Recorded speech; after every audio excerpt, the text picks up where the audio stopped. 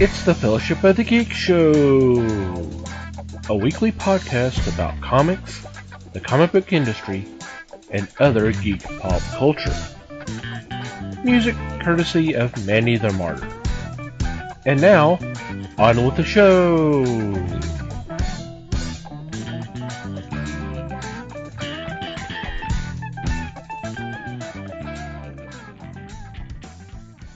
Hey there, everybody. This is the Fellowship of the Geeks podcast.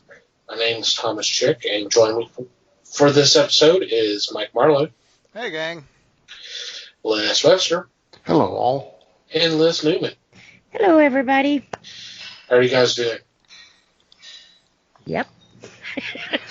Totally. Yeah. Kind of glad to be back. Yeah. Something normal. Yeah. I haven't Abby felt normal? in a long time.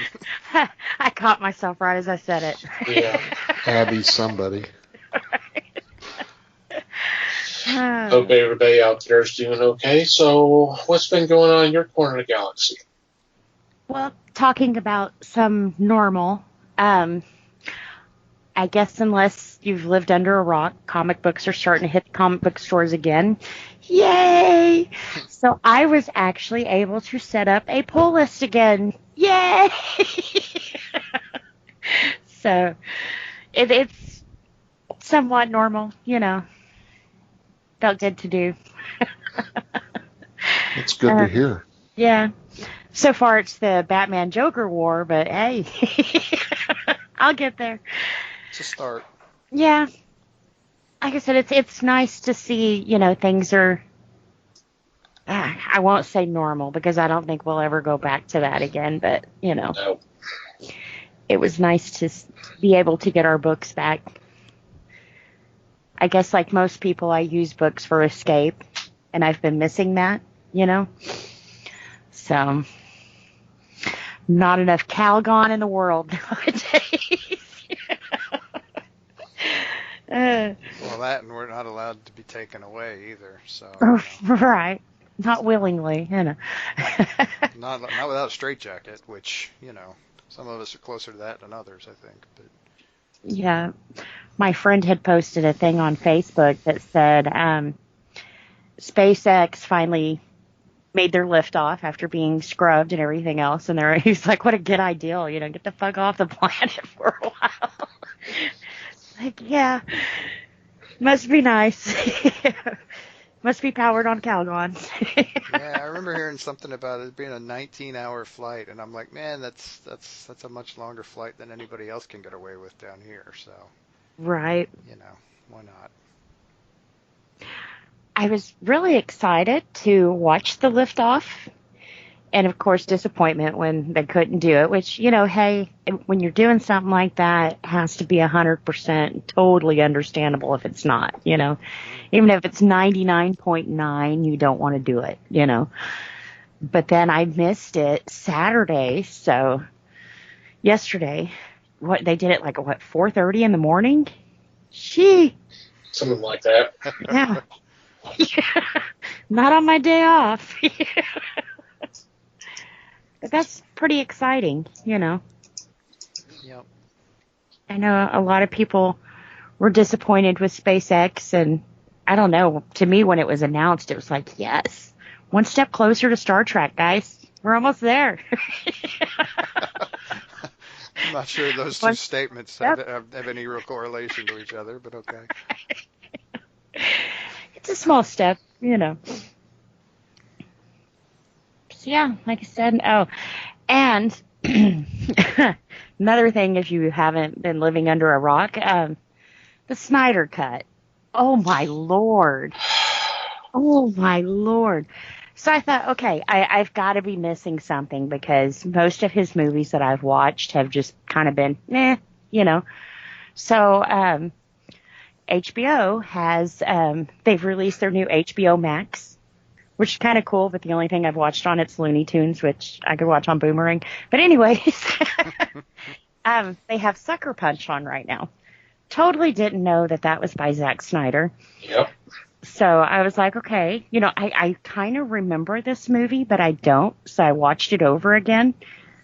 Jesus Christ.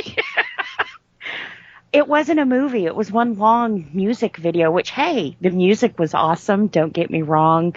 Girls Kicking Ass is always awesome, too. But it was kind of like...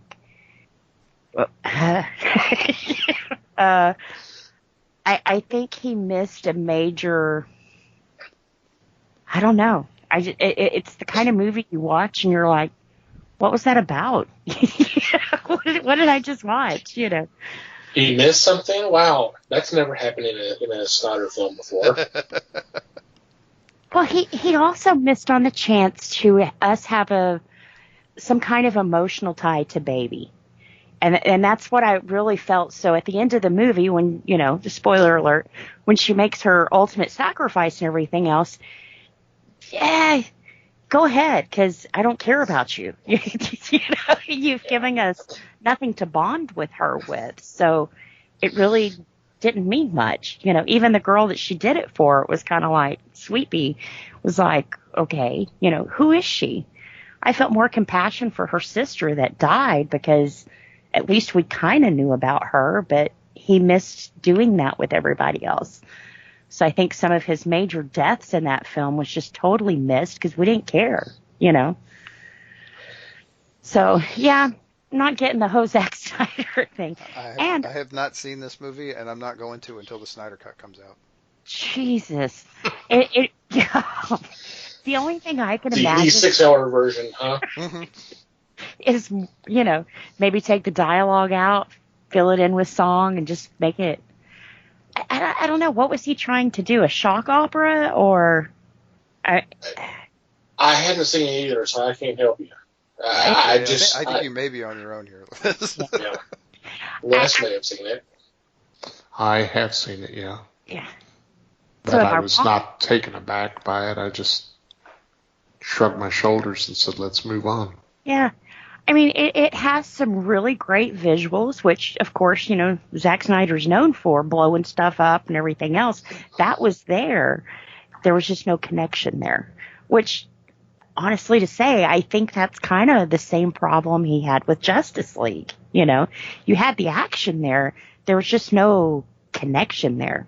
And if this Snyder cut did exist before fans cried and got their way for it, why is it taking him $30 million before he can show it to us?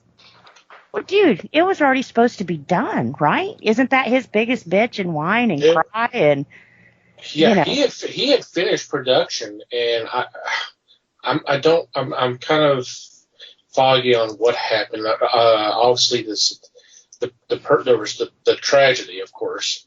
Right. It's like in that meantime, I don't know if after it was put together, Warner Brothers looked at it and okay, no, and then brought Whedon in to come back and rework it and do reshoots because there became the infamous Superman's mustache.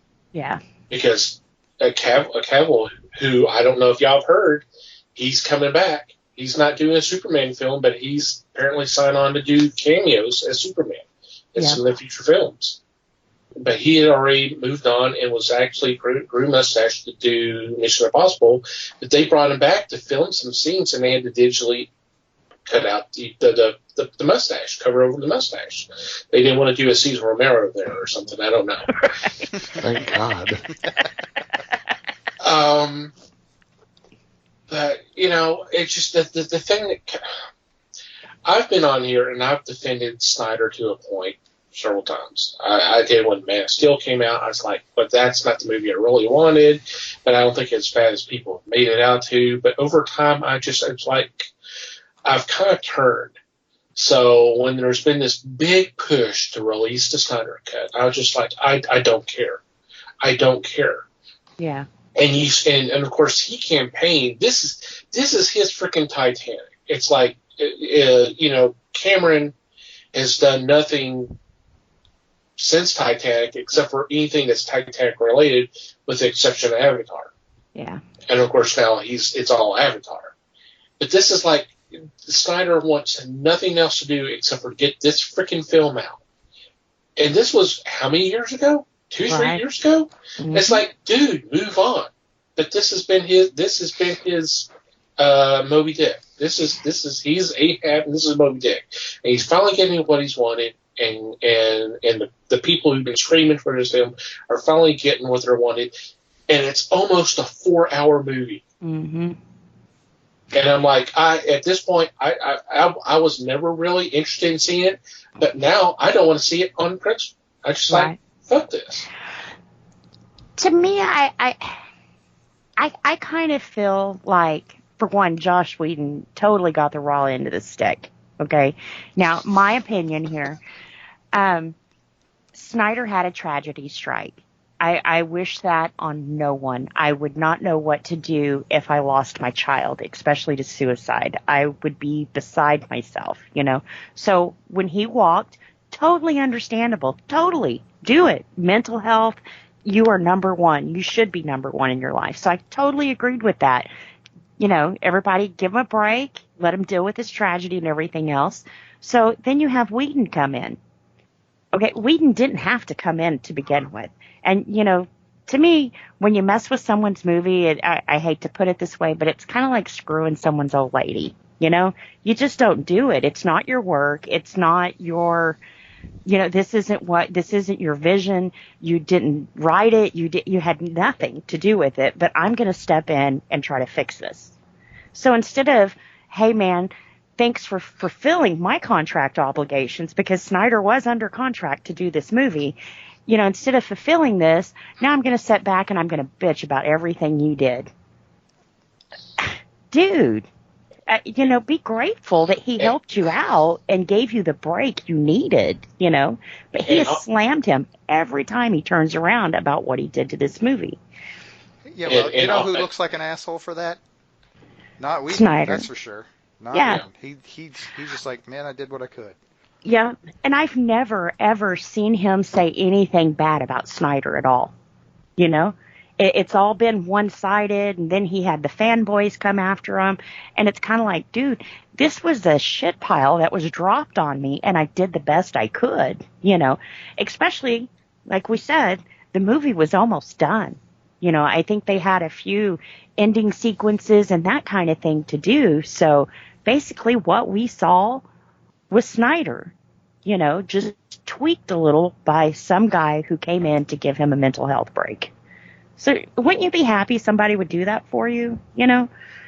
But I think had the fans not pushed so hard, we wouldn't have gotten this. So is that kind of sending the wrong message now? Because now they're like, oh, we want the Ayer cut of Suicide Squad now, you know? So it's kind of like, oh. So will it teach the fans to be happy with what we get, or to keep pushing and pushing and pushing until we get the cut we want? Because now Snyder's heard 2-3 years of this was crap, this sucked, it didn't do this. So now he's going to take $30 million, a Band-Aid, and try to stick it on a movie that just, it sucked, you know? It sucked. You know, $30 million, take that and go make another movie. Exactly. You could do that Most easily. movies don't even get that kind of budget, you know? Right. But this is for recuts? Really? Right. Are you going to... You're going to throw $30 million down on top of whatever the hell the thing cost in the first place? How many hundreds of millions? Yeah. That's a little much. And then, after all of that, throw it on HBO Max. What? Wow, that's... Of course. Well, no, I mean, that makes sense, because that's why Warner Brothers can charge everybody $15. So these people who've been wanting this movie, now they got to spend $15 to get the service so they can watch this crap fest. But see, I get it for free because I already pay for HBO. Okay, well. And when I, like I said, when I looked at it this weekend, it's a big cluster mess. I mean, they have no organization whatsoever. The greatest thing I found to watch were old Looney Tunes. So it's kind of like, why did we do this again? What makes this any different than HBO or HBO Now or even the Go service that you do have to pay for? So I don't know. I mean, I wish him luck, and I hope this finally gets people to stop crying about a movie that sucked. You know? No, it's honestly it's not, because this is supposed to have been a first part of a trilogy. Yeah. So now these don't tell people that. Jeez. Yeah. Well, it's already it's already it's known. So I mean, there's these people who've been wanting the Snyder cut. They're going to turn around and say, well, oh, this was awesome. So we need to have the other two movies. Like, no, we the ship has sailed. Yeah. We have moved on. So Yeah. If anything, this just once again shows me that Warner Brothers does not know what to do regarding the DC characters. They don't. There is no plan, and it's all reactionary. And if it's anything remotely negative, they're going to do a 180 degree. Yep. Well, and they've been doing that lately anyway. But the deal is that they were banking on Snyder to do it all for them. Yeah. And they were wrong. Yeah. He's not going to do it all for them. No, and I don't understand if you're trying. I mean, because let's face it, not to compare, but you have to compare the Marvel to the DC movies. We've taken some lumps in the DC department. We really, really have. And it seems like they would kind of pull back and not pick a director who Zack Snyder plainly says he don't care about continuity in a comic book. He doesn't care about comic book characters. This is the guy you want your comic book movie to be made by someone who plainly stated he don't care about them? Well, hello. That's why it sucked. They did it because they saw what he did with Watchmen. Like, well, those are superheroes, so he can handle the DC universe. Well, no. Watchmen and DC are a little different. And I think what Disney has kind of learned, other than with Star Wars, is to let Marvel do Marvel.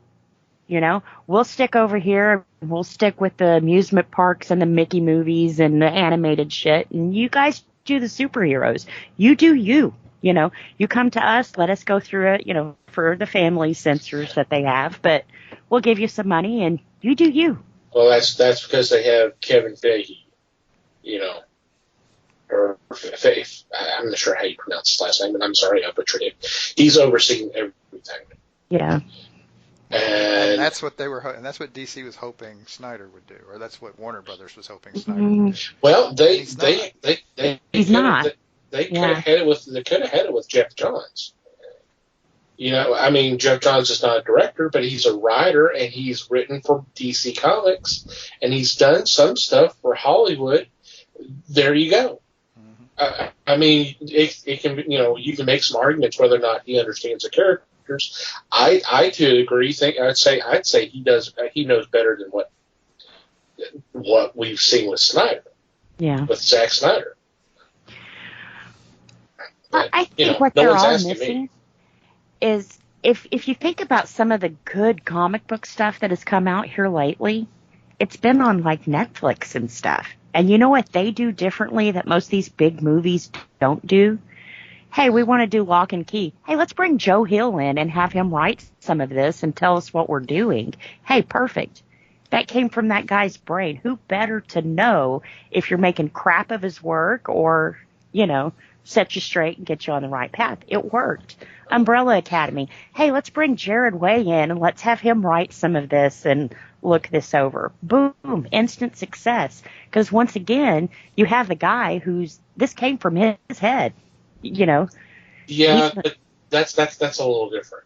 Yeah, I agree with that, and I think that's a great one. Mm-hmm. Okay, so let's just say they wipe the slate clean and start over again. God forbid. Yep. Okay, who do you bring in to assist with doing a Superman franchise?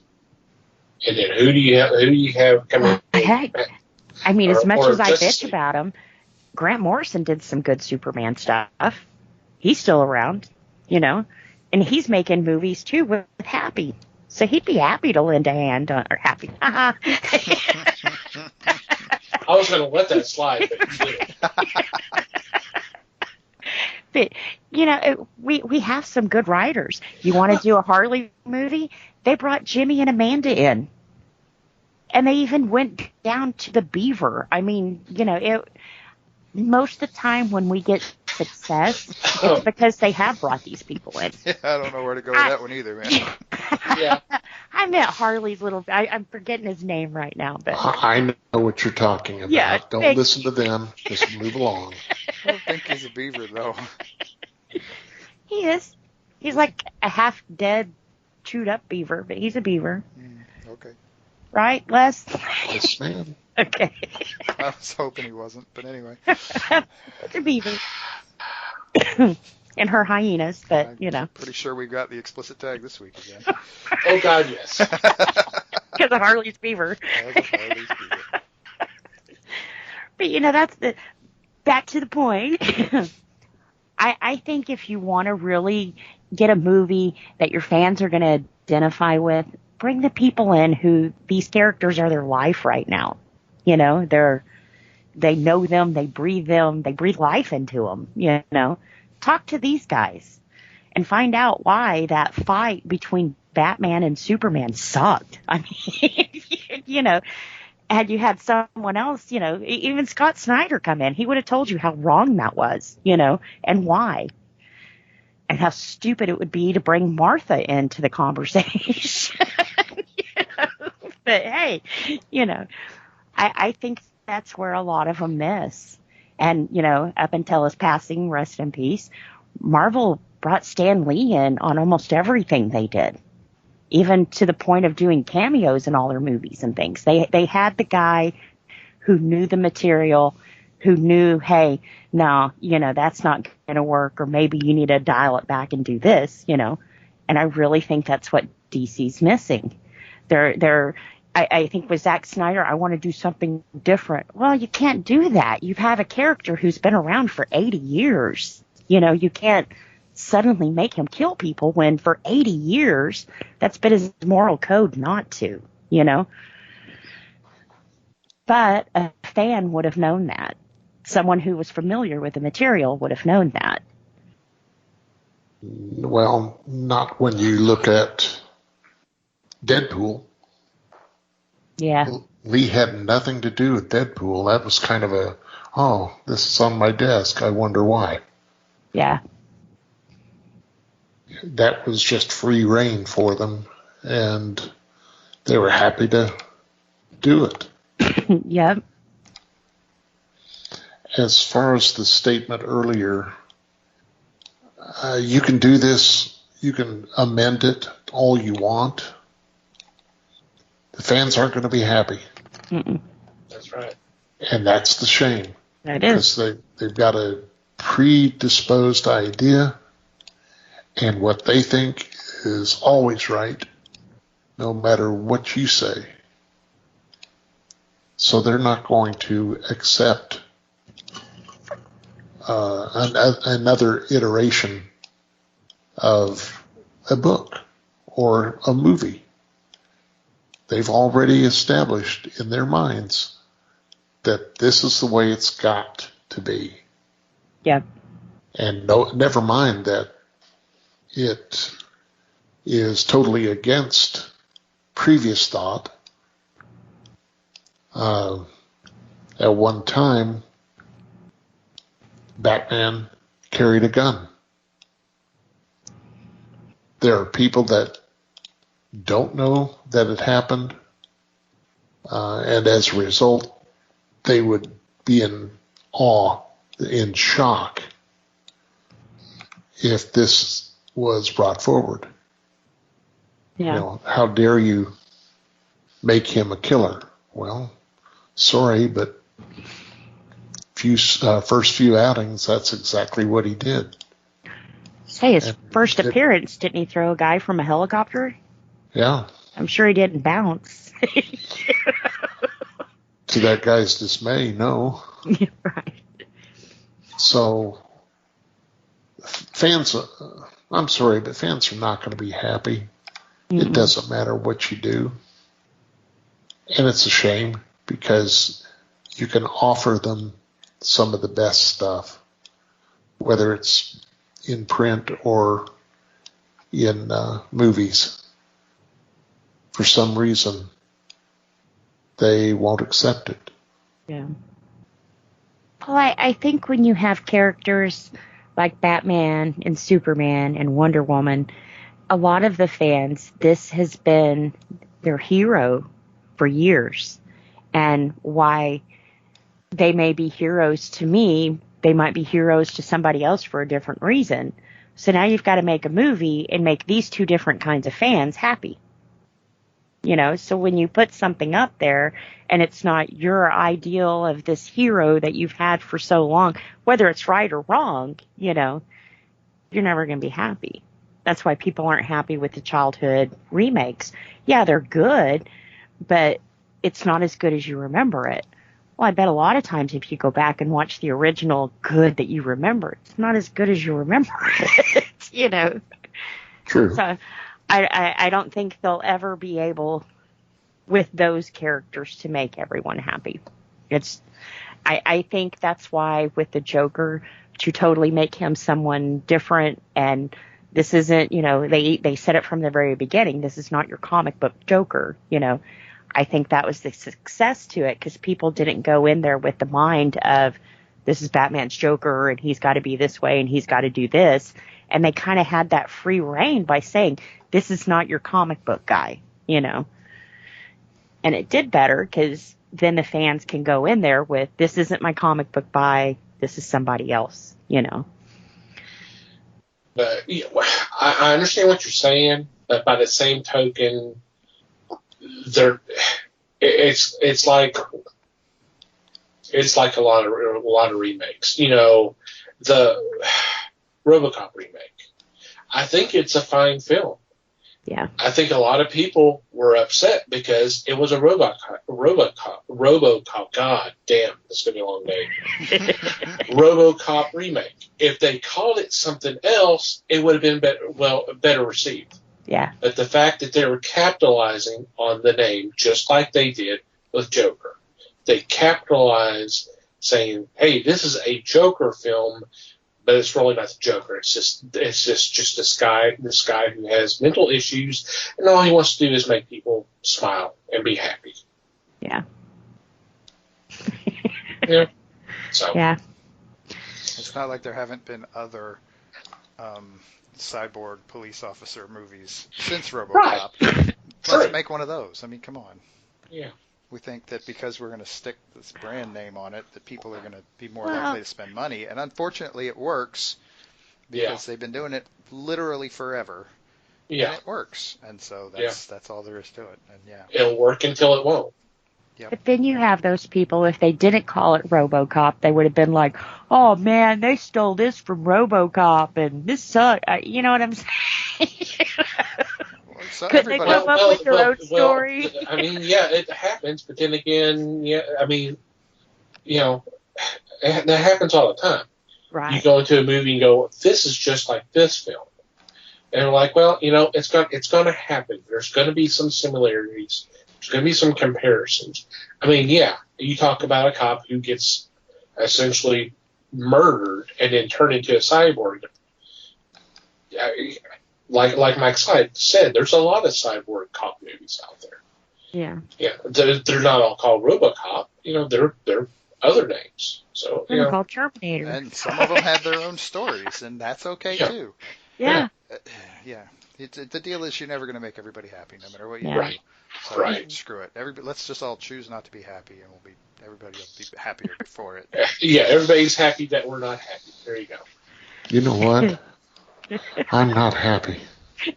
Good. See, you're getting into the spirit of things. Oh, good. Thanks. I don't feel alone. So we know Liz's week. How about someone else? Right. So we have an actual. There was more week. I didn't know. Yeah, that was just 2 days, man. I got more. This is what happened when you coop. This is what happens when you coop us all up at home for 2 months. Talk fast. Things get a little weird. Question the world of Snyder. Yeah, no, we're done with Snyder. Moving on. Okay. Documentaries. I watched a couple of damn documentaries this week. Thank Christ. Neither Are they of them. originals or remakes? I want the Snyder cut. They're obviously remakes because they're talking about other things. But anyway, we're not going there. So doc number one is one of the Netflix remastered ones. I watched the one entitled The Lion's Share. This is I said before when I've talked about these things are not happy stories. This one is no exception. I will try to be brief here. But for the sake of trying to drum up interest in this, this is the story of. Okay, I'm gonna use the very oversimplified description. This is the story of the song "The Lion Sleeps Tonight." But it's actually not, because the deal is what originally happened was that when that song was written, it was written kind of loosely based on this other song that had been going around kind of the folk music scene in the 50s, which had been popularized by some of the more prominent folk singers, with the explanation that it was like a traditional African song. The problem is that wasn't really true. It was actually based on a song that was written in like the 30s in South Africa. And so what happened was in like the late 80s, or somewhere in that vicinity, a writer for the Rolling Stone who happened to be from South Africa, kind of the whole thing kind of landed in his lap, and he started unraveling the mystery and found out all this stuff and found this song and pieced it all together. Did a hell of a lot of great detective work, honestly. And then found the family of the guy who wrote and recorded it. And because apparently the guy who wrote and recorded it like died in poverty, and he had 4 daughters who were still living in poverty in the 80s. And so and then The Lion King comes out. So he's like, because he was starting already to figure out who to hit up for royalties for these people. The writer, he didn't want any part of it for himself. This was just kind of a personal crusade of his. He has a backstory with this, but I'm not going to go into. But yeah, and so this, after a while, the decision finally got made. Okay, I guess we're suing Disney to get money for these people. So this is that story, and it's a really interesting story. And it's kind of not, even with all of that, it's not a particularly happy ending. It's not as bad as it could be, but it's not. There's a lot of stuff left untold. Yeah. But it's really good. Yeah, because anytime you go up against Disney, it's not good. Yeah. Surprisingly, that's an actually pretty small piece of the story. But yeah. Anyway, so yeah, it's on Netflix. Obviously, check it out. Cool. The other one I jumped over to Tubi and found. And to be honest, I kind of regret finding it, because this is actually a pretty terrible documentary. This sounds like my kind. Oh, no. Well, maybe. So it's called In Search of the Great Beast 666. And this is essentially the life story of one Aleister Crowley. And okay, so there are 2 fundamental problems with this documentary. One, Crowley was not he was an interesting character, but he didn't really have a particularly interesting life. So there's kind of not much to work with in this. And God love them, they stretched this mother out to over 2 hours long. Ooh. And so that leads us to the other problem with this documentary, which is that it is ridiculously overproduced. This thing, the runtime on this was 126 minutes. any documentarian worth his or her salt, could have told this story in 60 minutes, 70 at the outside, 70 at the most, because they loaded it full of these kind of weird actor readings. They would bring in actors to pretend to be the people in this story, and I'm not sure if what they're reading is like letters or journal entries or something, or if they just flat made it up. It's hard to tell. A lot of it it's a little more dramatic than you'd think it should be, and the actors are not necessarily the guy they have doing Crowley is just kind of this old British guy. He's actually kind of a friendly looking guy, which you don't have to see a whole lot of pictures of Aleister Crowley to know he was not a friendly looking guy. He just doesn't fit the character at all. So they didn't even really try in that regard. Dude read what he had well, and then every single picture they had that they would show still picture on the screen, they put this weird filter over it. And I thought it took a while for me to realize.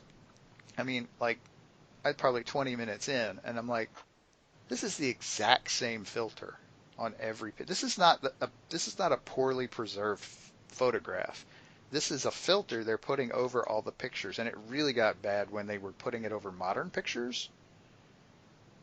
Yeah, it was just, it was one of those things that I think it seems like the problem was that they had for a documentary, they had a big budget because they brought in a bunch of people to do these readings. And then they had their two big names that are right on the cover.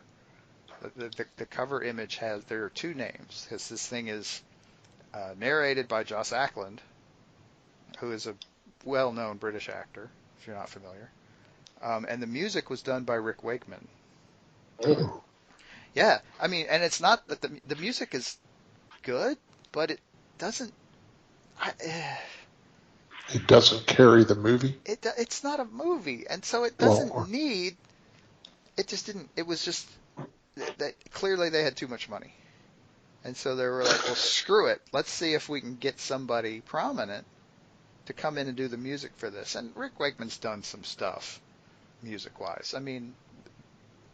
Other than being in Yes, obviously. He's done some other stuff. He's worked when he's not in Yes, and there have been times when he's not in the band. He's done. I want to say he's done movie scores and stuff like that. So the music was fine, but it didn't really fit. And the narration was good, but again, there's not much story to tell. It was it just didn't. I was expecting, for a 2-hour thing, I was expecting more story, and I did not get it. So anyway, that's my rant for the day. Seems kind of petty after what we heard before, but whatever. Don't care. That's your rant for the day? Okay. Everybody else remember that. Yep. We'll stop you later. That's my rant for the show. Oh, okay. I'm not putting that up.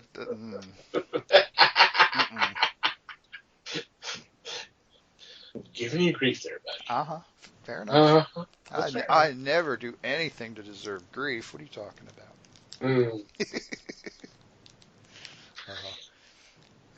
Speak about getting run over the bus. How are you doing, Les? I'm doing well. So what's been going on with you? With me? Well, I found Monos, the Hands of Fate, on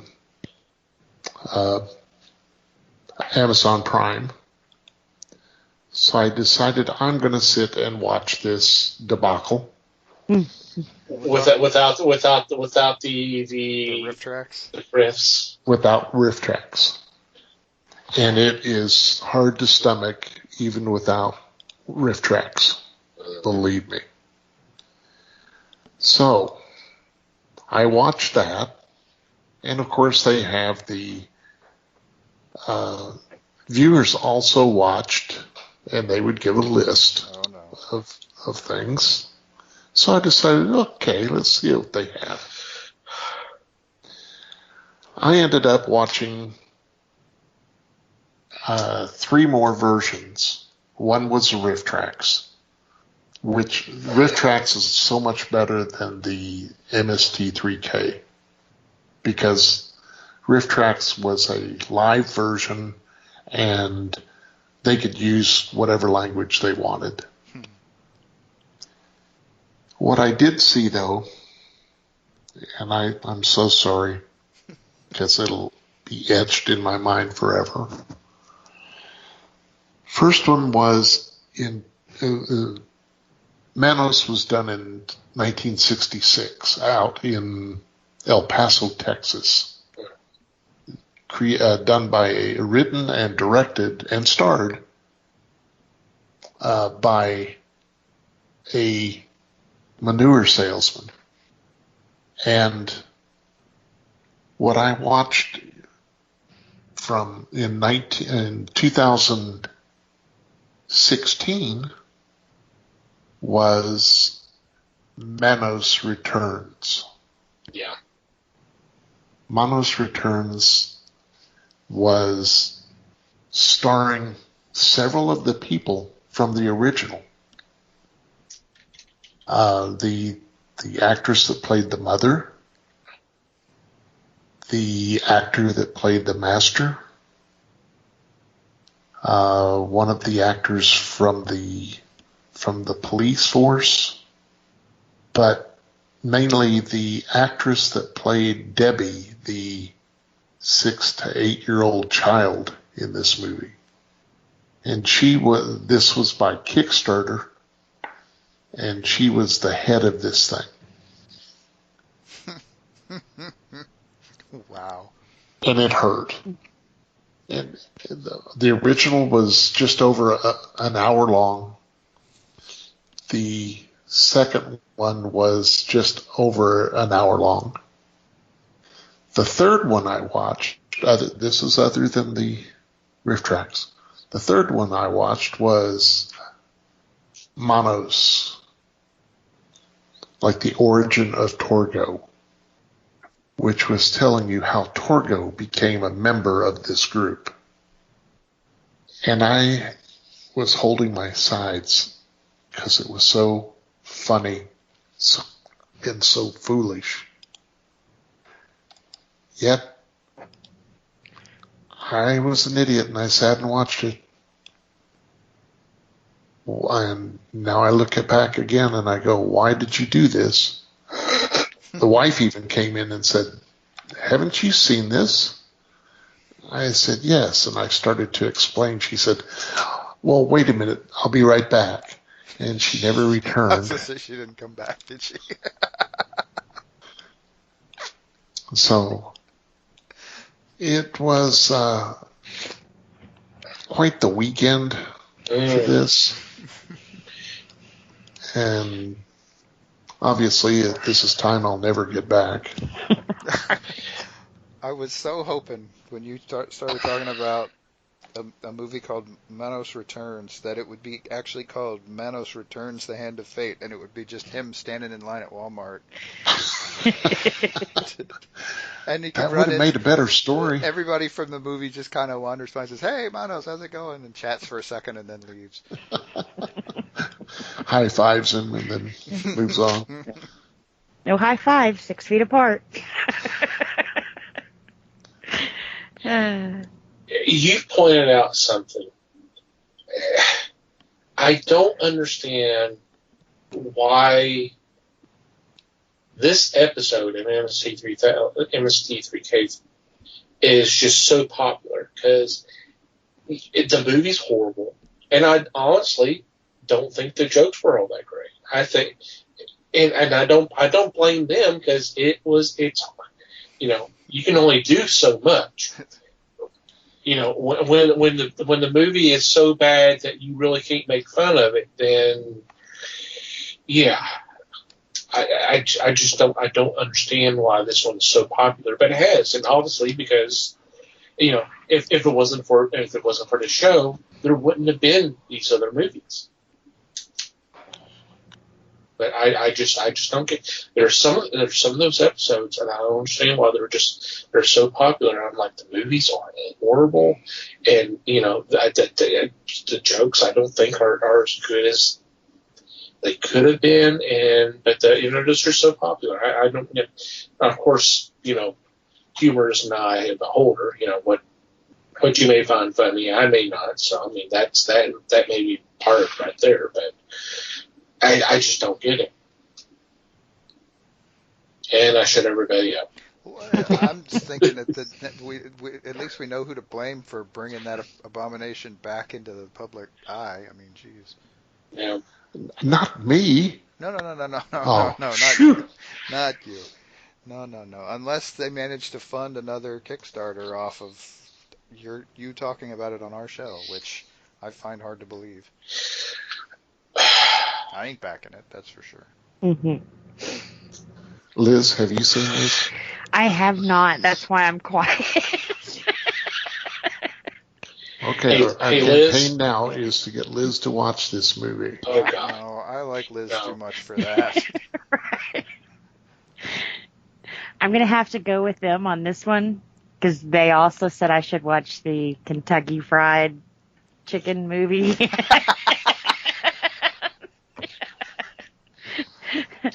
Well, So you should. I'll take their words. All right. Anything else, Liz? No, sir. I wanted to have your back, man. You had me on Harley's Beaver, so. Whoa! Oh, is there a Good setting? night, everybody. Is there a setting stronger than explicit on Libsyn? I don't know. We're gonna find out this week. I think that's it. That's the perfect way to end this episode. With that comment. So, bye. Good night. We'll see you next week.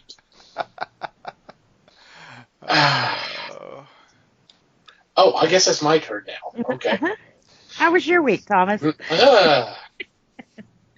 He thought you'd never ask. Actually, not a lot. Excuse me. Went on during our little time off. Was actually kind of working on some secret projects. And of course, Mikey's going to start rolling his eyes, but I've actually started working on our schedule for next year. I got to start pre-planning. I'm not rolling my eyes. Hell, not at all. Go for it. So trying to see what's going to be available for us to fill up some of our weeks, so that kind of thing, and of course continue doing my Red Dead Redemption roleplay watching on Twitch, which it's been great. I'm actually getting involved with some of the players, kind of talking to them. Been invited to jump on their Discord channel, so I've kind of talked to them through there and all that. So they're really great people. I've already talked about them being amazing role players, and they're great people too. So it's been a really kind of a fun experience, and I'm enjoying the hell out of it. But That's cool. yeah, other than that, I've been just kind of taking it easy and just I do want to say this because I know there's a lot of people who are in this kind of similar boat. We've been under these conditions for a couple of months now, and I know it's affected me pretty bad. So I have definitely been looking forward to the times that we record these episodes because it's a nice little kind of perks me up. And so thank you guys for being a part of this. And we hope you out there in the audience who've been listening to these shows, hopefully that has helped you out. And hopefully you've been listening to some of our fellow podcasters and checking out their shows. And hopefully that has helped you get through these very trying times. And if they have, then that's great. That's awesome. I'm glad that we were able to help out even just a little bit. And I brought the room down. No, not really. We're good. So, okay. I guess it's about time we get into this week's discussion. Right? Yeah. Let's do it. Why not? All righty. May was the 45th anniversary of the founding of a company whose we're still seeing the influence and the effects that it's had on the Hollywood industry and hell, just in entertainment in general. And that company is Industrial Light and Magic. This was basically created by George Lucas because he, when he was working on Star Wars, he did not want to use some of the effects that were being used at the time. He wanted to do something different. He wanted to do something fresh. There were some things that he knew that he wanted to get done that were not there at the time. And he actually originally approached Douglas Trumbull, who did one of his most famous films, 2001: Space Odyssey, about trying to help him with Star Wars. But he was already working on Close Encounters of the Third Kind. So Trumbull actually recommended assistant John Dykstra. And the rest is history. So for this week's episode, we kind of want to just kind of talk about the company and a little bit of the history and just some of the incredible stuff it has done in that time. So with that, I am giving up the microphone. Who would like to go first? Yeah, they did some groundbreaking stuff. I mean, I mean, it's hard to find a movie in the 80s and 90s or an important special effects movie that they didn't touch in some way. And they did a lot of stuff for the first time along the way as well. I mean, not to even start with, obviously, the original Star Wars trilogy. A lot of the stuff there was new. From there, not surprisingly, they jumped into computer graphics pretty quickly, which in the early 80s, that was not a thing that was really happening that much. Mm-mm. I mean, it's funny. I'm looking at a list of milestones for them, and it jumps straight from Star Wars to Star Trek. Yep. Because they did that whole video that they watch, that Kirk, Spock, and McCoy watch about the Genesis project. That's all computer generated, and that was the first time anything like that had happened. Because I believe that was before Tron. By a couple of years, or at least a year or two, yeah, if I'm not mistaken. So that was kind of the precursor there. And pretty much every Marvel movie. I didn't know who this was until you suggested as a topic.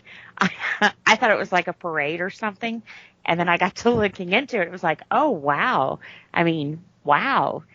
I knew who they were without knowing who they were. You know, looking over the credits of movies, looking at the credits of movies and stuff. One thing that stands out with all of them is every movie I have seen that's on this list is special effects. I mean, I'm above everybody. I didn't realize they had did so much. Yeah, I Yeah, and basically it was all because George Lucas didn't want to work inside the system. yeah. But he was good at that though. He,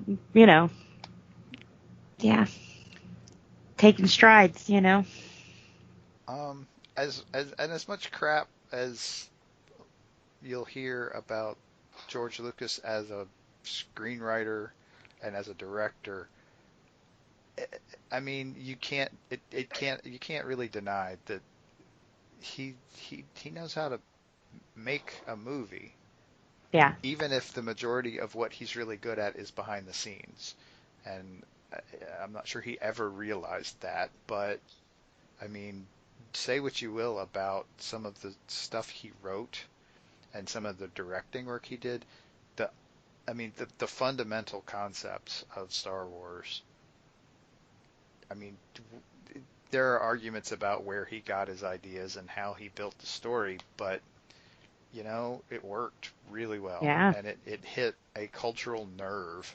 Hmm. So and a lot of that, honestly, more of it than I think people realize is how has to do with how the movie looked and how, Yeah, I hate how to say it, advanced it how was. realistic it looked, Hmm. given that it was all make believe. I mean, there's a lot to be said for the guy as a filmmaker, whether it has anything to do with, like I said, screenwriting or directing. Yeah. It's debatable, but man, dude knew how to make a movie. Or at least he was willing to sit down and find a bunch of smart people to figure it out with. Well, and not only that, he was a marketing genius. I mean, he was the first one who was like, "Oh, okay, I'll give up my royalties, but I want the toys." I mean, Well, and the response to that was, wow. toys? Psh, okay.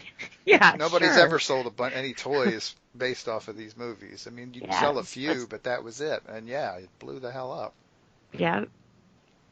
I mean, if So he would have made definitely just as much smart. money if he had created a toy company instead of creating ILM. Yeah.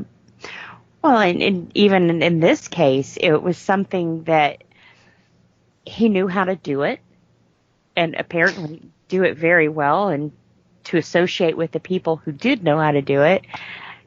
It could have stopped at Star Wars, but by making it this way, I mean, like I said, all the Marvel movies, everything else now he's been able to do with what I'm kind of jumbled there, but you know what I'm saying.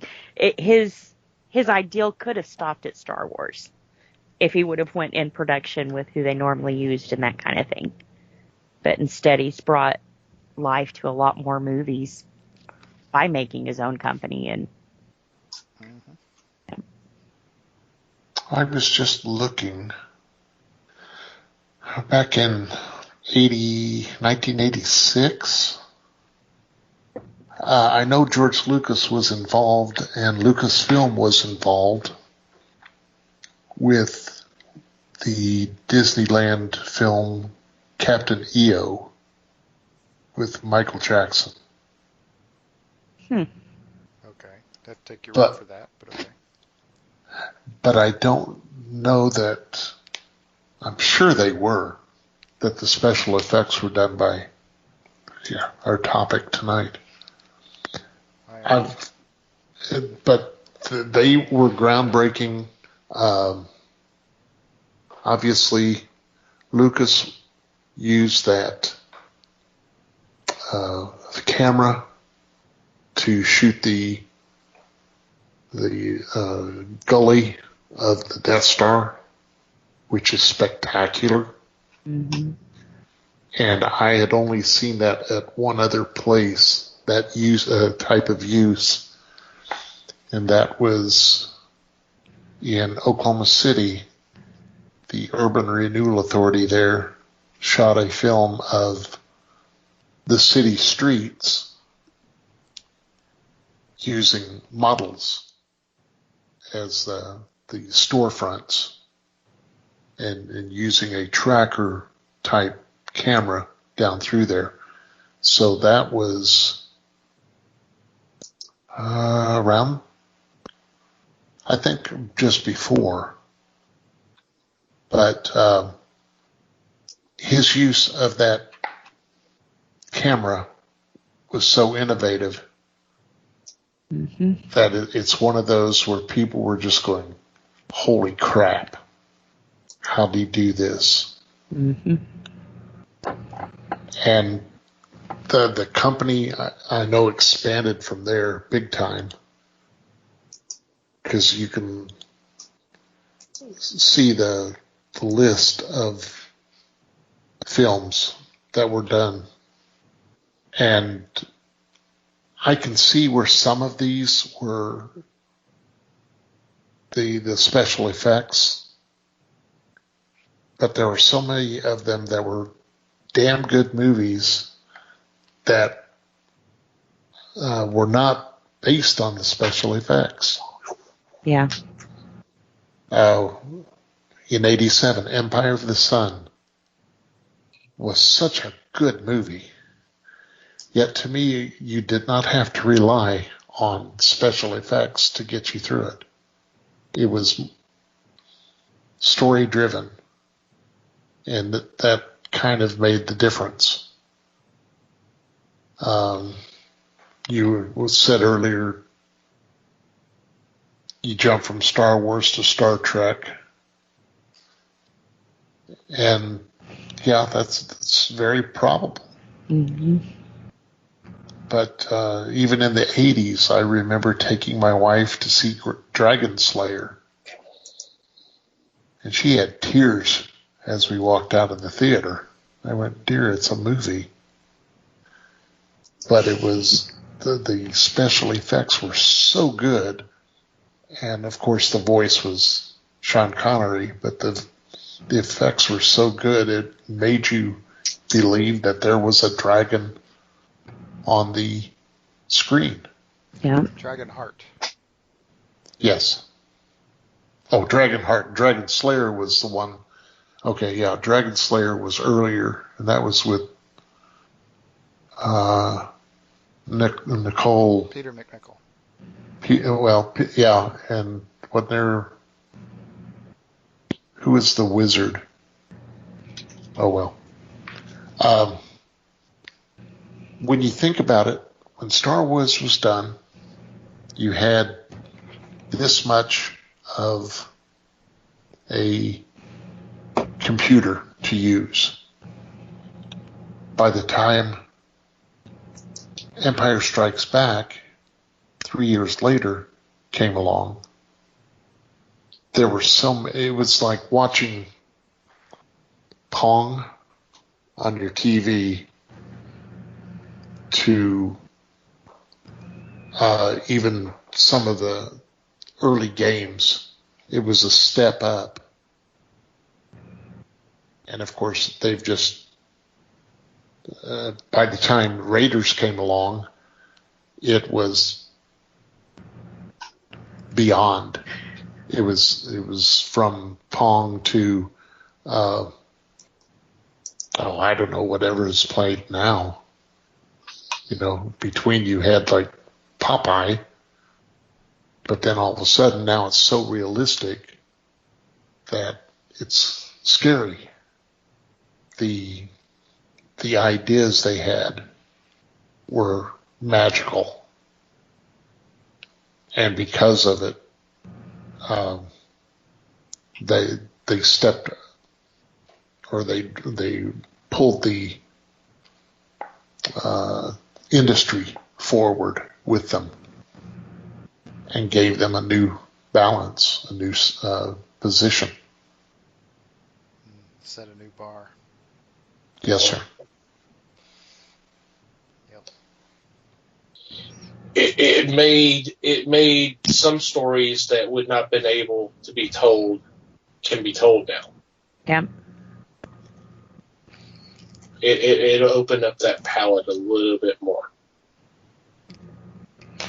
And we'll forgive them for the turtles.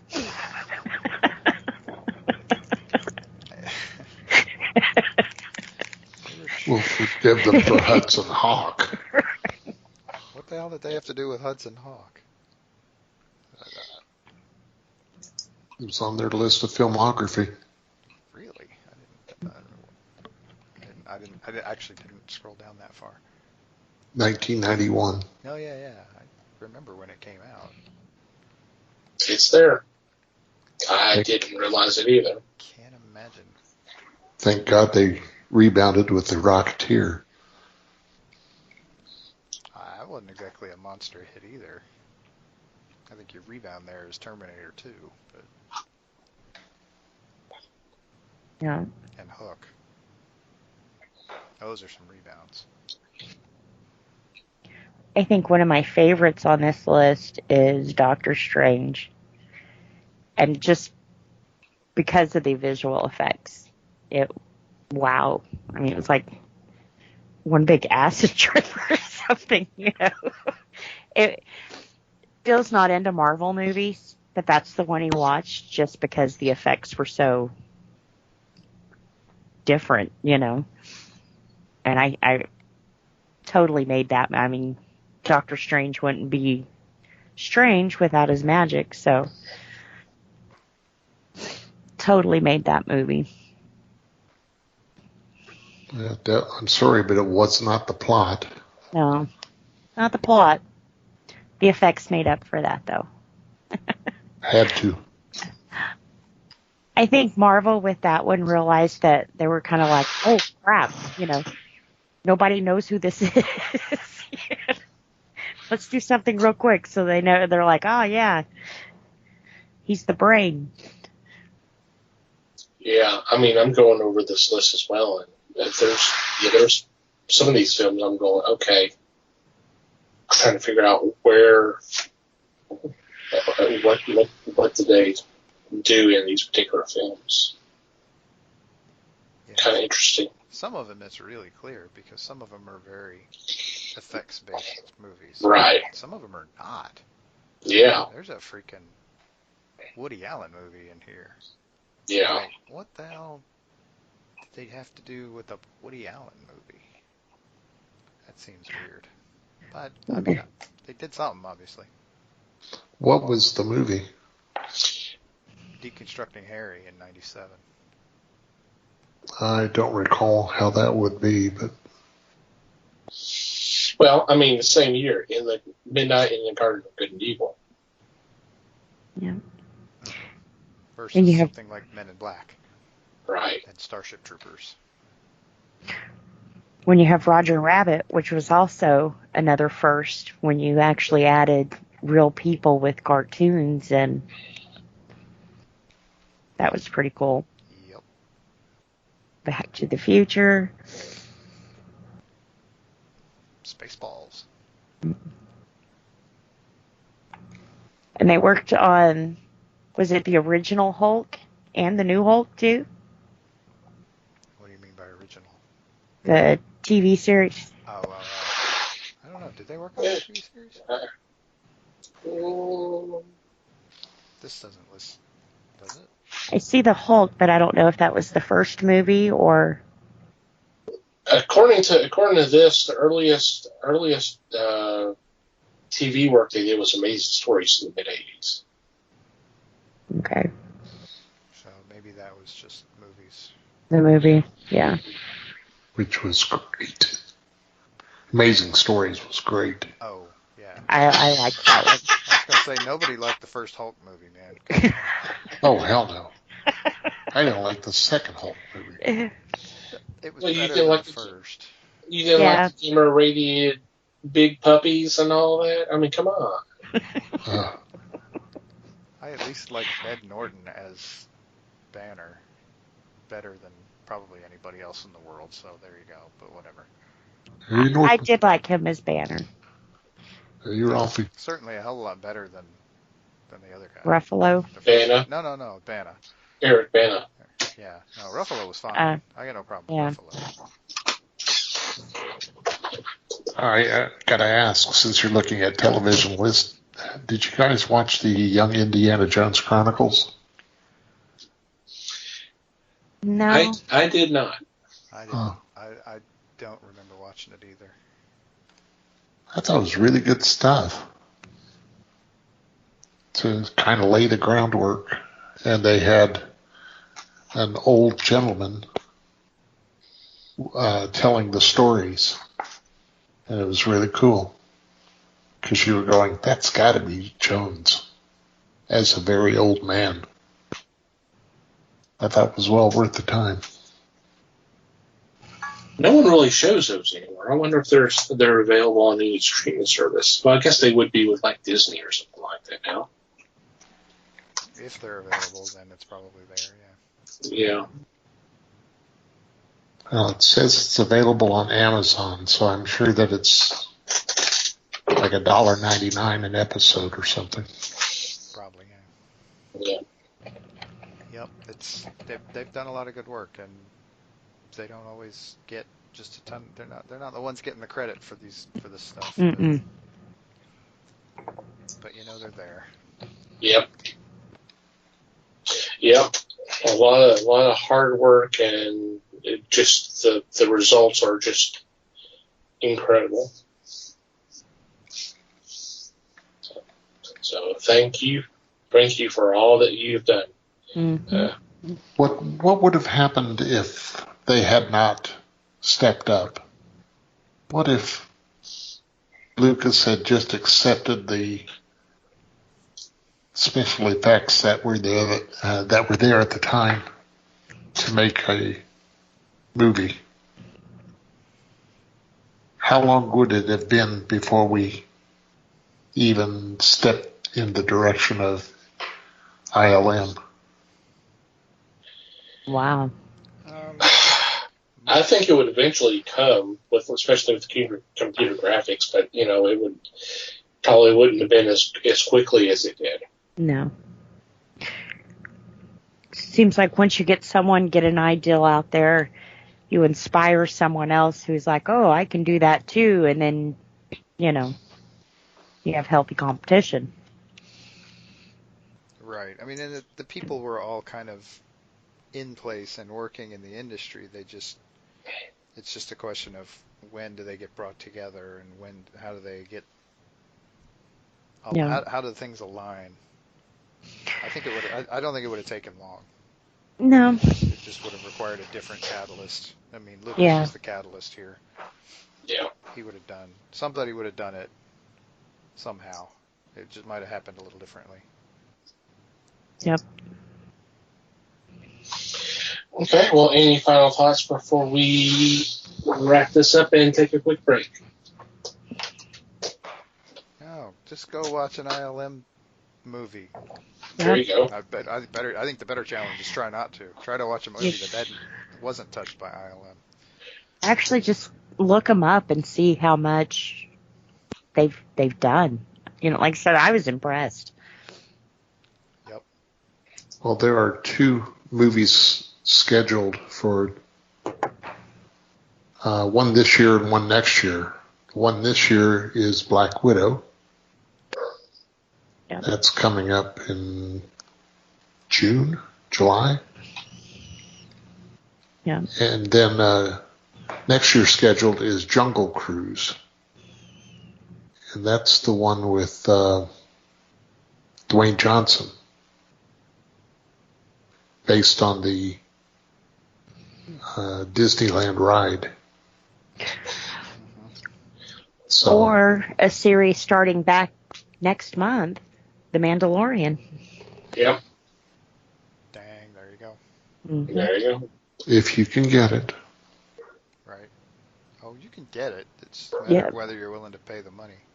Oh, that is true. It's good. I'd say it's worth the money. So does your dog.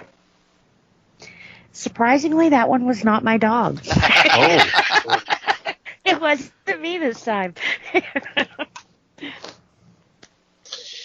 And on that note, we're going to take a quick break and be right back.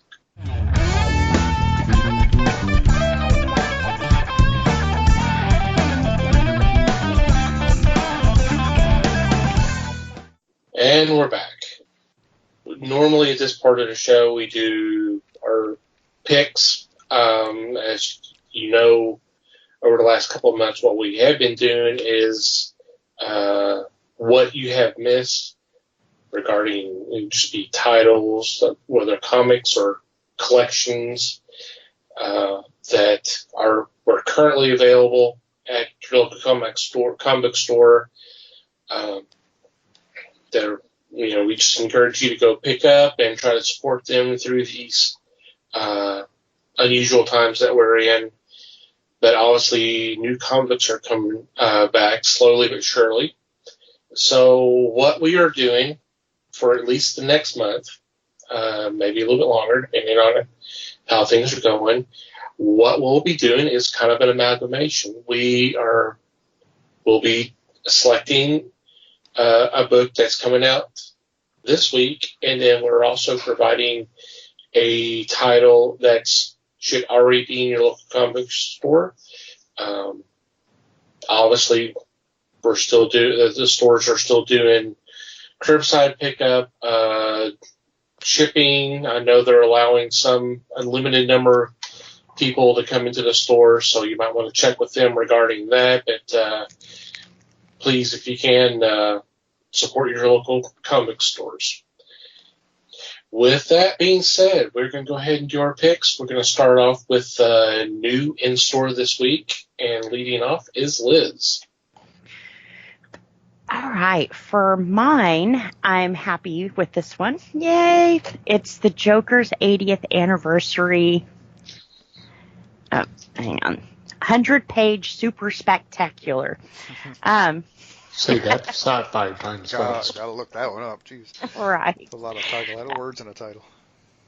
They're saying this is going to be all new tales. So, I don't know if it's going to be like retold, because it's supposed to cover his 80 years and what's made him one of the greatest.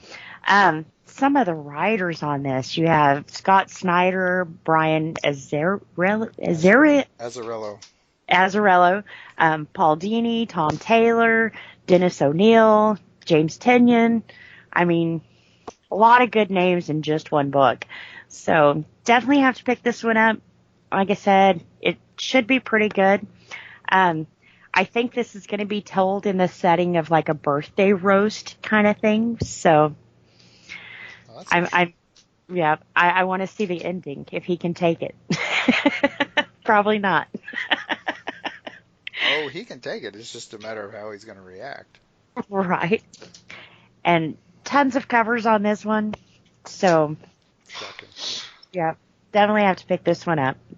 80 years of Joker. Wow. Mm-hmm. Who'd have thunk it? Right. Should be pretty good. Should. Alrighty. Mike, you are next. Okie dokie. So my new book is from Image Comics, and it is called Adventure Man. This is issue number 1. If nothing else, this book has a really cool cover. But anyway, I actually think it's going to be an interesting story too, because Adventure Man, the titular character, was a pulp hero type guy like 80 years ago, and he in what was his last appearance, he was obviously facing down, trying to save the world from the forces of evil, and he was killed in that fight, or was he? And that's one of those things that sets up the fact that 80 years now, current times, 80 years later, a single mother and her son, her young son, who is a big fan of Adventure Man, are going to are going to find something interesting and get an interesting story started. So this is and I'm going to quote this, the blurb here calls this a wildly affordable triple-length first issue, which is exactly the kind of thing Image would do, of course. But and there's just some cool names attached to this project. This is written by Matt Fraction, and we're going to get art by Terry and Rachel Dodson. Ooh. Yeah. Oh, Like I said, the cover is we, really cool. we got Les's attention. Yup. Well, I think you had me before then, but yeah, that's a selling point too. Icing on the cake. Yep, should be really good. Yeah, sounds good. I'm definitely interested in that one. I am next, and for my new this week, it is a collection from Dark Horse Comics called Lady Killer Library Edition, Volume 1. This is a series that I know Mikey and Les have talked about in the past. It's a great series. So there's several mini-series, if I'm not mistaken. This is actually that kind of introduced, at least to me, Joelle Jones, who has been writing and drawing Catwoman. But she co-wrote these stories with Jamie Rich, and it's about the happy little homemaker, right down to the pearls, pearl necklace, but she's also an assassin. So, oh man, it's just some great stories, some beautiful art. Definitely pick this up. Great stuff. Absolutely is. No two ways about that. Alrighty, Les, you are next. My first choice comes from Boom Studios. I have discussed this title before. It's Something is Killing the Children. This is Volume 1, which collects the first 5 issues. And it's about a monster hunt. There are children that go missing. Some have terrible stories when they do return. And as a result, there's a mysterious stranger who sees what the children can see. Her main concern is killing the monsters. But as she does, she has a cost that must be done. So if you get a chance, pick this one up. This is by James Tynion IV, a noted writer. And I highly recommend this one because it is a good catch series. If you get in early on it, then you'll enjoy every bit of it. Step on up and try this out. Yeah, I'll second that. This is a really good series. It has been, definitely. Mm-hmm. Okay, so with that, we are now switching over to titles that you may have missed. And Liz starts over again. All right. For mine, I am picking the 80 Years of Superman. This was released in 2018, I believe. Mm-hmm. But it's pretty big collection. They call it the Deluxe Edition. It goes back from the very first Action #1 comic that's printed in here up until what was popular there in 2018. What's kind of really, really interesting about this is in between each era of Superman, you have commentary by some of the different artists who've worked on Superman, or his Joe Shuster and Joe Siegel. Jerry Siegel. His daughter does the forward in here and talks a little bit about it and everything else. But one of the most interesting things I thought in the book, Marv Wolfman did a tour of DC, and this was before he was anybody. And as part of the tour, you could take like an art print home with you or whatever. A lot of this, of course, this was before the age of where they put it all on the computers and everything else. But a lot of these were stories that never made it, or they had already done them or whatever. But he happened to pick up 12 pages of a Superman story that was never printed until this book. So you get a 12-page Superman story that was, never was supposed to see the light of day. They went a different direction with the story.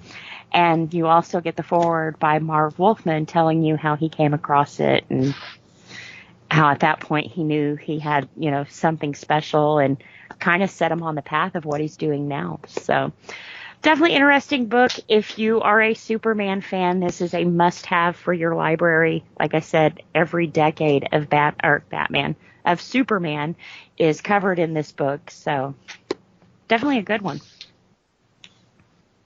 Awesome. That's cool to get the commentary stuff in between. That's great. Mm-hmm. Yeah. I'm a nerd, but I like that stuff. I do too. Kind of sets the frame of what they were thinking or what it meant to them at the time. Very nice. Very nice. Alrighty, Mikey. Okay. Well, I'm going to a well-used well on this one too, because I'm picking Postal. I have talked ad nauseum about this book, but by golly, it's worth it. It is the story of a town that does not exist. It is a town where people are sent for their absolute final chance. And this town is called Eden. It is in Wyoming, and it is run by a woman who has run it for a long time, and she is absolutely as hard as nails. And her son is he's the mailman for Eden, and he is, let's just say he's on the autism spectrum, and they are very different people, and they actually clash quite a bit, which is weird. I mean, Mark is in his, it's never really established how old he is. He's probably pushing 30 though. And he's not like totally incapacitated or anything. He functions pretty well. He's a really smart guy. And this is a very dark story, and this is a very violent place, despite the fact that the whole purpose is that it's not supposed to be. But generally speaking, it's a one strike and you're out policy, and by out, that means dead.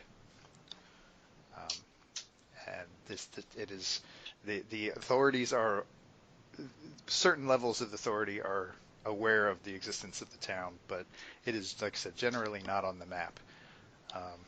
And it is a really well written story. The initial run went on for, I think there are 7 trades. You can get, I think they condensed that down into like 3 like omnibus type things. And there's actually there's kind of a new one that's running now. I believe issue 8 is about to come out for Postal Deliverance. Finally, it was delayed obviously, but this is a dark story partly about crime, but mostly about how the human mind works. It's really good. Cool. Yeah, Very nice. It's been a great read. Mm-hmm. Yeah. Alrighty. I am next, and for my title you may have missed, it's a collection called Not Brand Ek, the Complete Collection. This is by Marvel Comics. This was a very short run series in 1967. This was really a parody of mainly the superheroes, but there were some parodies of other things going on. But the thing that kind of makes this so great, I mean, it definitely has the Mad magazine vibe to it, but it's the Marvel bullpen. So you have Stan Lee, you have Jack Kirby, you have Gene Colan. Most of it's done by the Marie Severin. Just some great stuff. If you need, we all need a laugh right now. This will help because you're seeing these characters that we've seen in comics and in live action and all that, but they're ridiculous. They're dumb. They're doing the most crazy things, and you're just laughing your ass off. So definitely check this book out. Sounds good. I'm going to agree with that because that had me laughing when it first came out. It's good stuff. Cool. Okay, Les, you're next. My second choice is an omnibus from Dynamite. Doc Savage, the Man of Bronze. This is Omnibus 1. In this, it has an 8-chapter story and an annual. In this, the 8 chapters take the character through the different eras. At first, he's with Monk and Ham, Long Tom, Johnny, Rennie, and are fighting the crime. Then it steps forward several years, and it goes from decade to decade. The group changes, the dynamic changes, the ideas that Clark Savage had don't exactly cope with what is being thought of at that time. So you have the mental change as the story progresses. It is a strong story, and the idea of pulling this together for those that want to get a full run is commendable, because it is pretty stark in spots, but it is most enjoyable. So that's my pitch. Sounds good. Yep. Very nice. Yep. More pulp stuff. Mm-hmm. All right. Any special shout-outs this week? Don't think so. No. Not here. All right. With that, we'll just go ahead and move on to our regular shout-outs. First, we want to thank Pop Goes the Culture Podcast Network for allowing us to be part of such a great group of shows. Definitely check them out. You'll see a link in our show notes. Thank you guys for your support as always. And we also want to thank the support of Potter and Family on Twitter for sharing the word of the fellowship. Definitely check them out if you're looking for some podcasts to listen to. The easiest way to do that is just do a search, #Potter and Family. Just scroll through the options, and whatever catches your fancy, by all means, please click on that link, download that episode, and hopefully you'll have a lot of fun. I'm getting tired, sorry. Thank you for your support as always. Also want to thank Manny the Martyr for supplying the music to our podcast. We'll have a link in our show notes for you to check out their music. Thank you guys as always. And finally, you, dear listener, thank you for downloading and listening to today's episode. We appreciate your support as always. We'd love to hear from you. Any kind of questions, comments, feedback, suggestions, complaints, what have you, by all means, contact us. Our email address is email@thefellowshipofthegeeks.net, or you can go to the website and go to the About Us page and there is a contact form that you can fill out there. You can also contact us through social media. On Facebook, we are the Fellowship of the Geeks.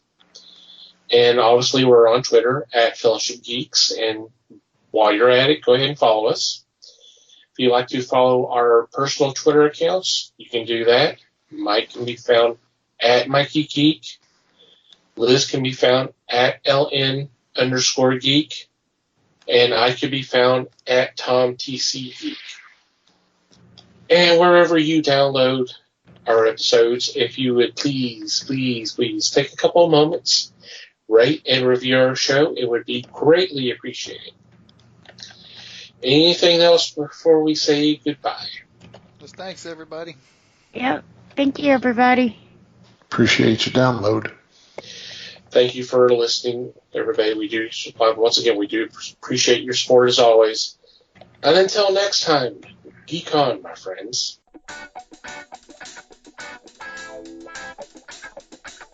We thank you for listening to the show. Comments, suggestions, and questions can be sent to email at thefellowshipofthegeeks.net. You can follow us on Facebook at The Fellowship of the Geeks and on Twitter at Fellowship Geeks. Until next time,